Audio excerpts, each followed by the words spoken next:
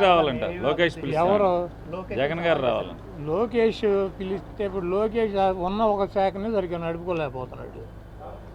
దాని మీద చర్చ పెట్టుకోమనండి. జగన్మోహన్ రెడ్డి గారు చర్చకి రావాలంటే ఎవరు రావాలి?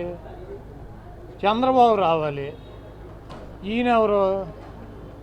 ఇప్పుడు ఎన్టీ రామారావు పుట్టినరోజు వాళ్ళ మహానాడు జరుపుతున్నారు. ఎక్కడ జరుపుతున్నారు? ఏ స్థాయి నుంచి ఏ స్థాయికి తీసుకొచ్చారు? కాబట్టి ఇవన్నీ చంద్రబాబు నాయుడు ఇంకా 3 సంవత్సరాలు ఇద్దరికి వంగి నమస్కారాలు పెడతాం, జగన్మోహన్ రెడ్డి గారిని తిడతాం. ఇదే కార్యక్రమంతో సూపర్ సినిమా కంప్లీట్ చేస్తాడు.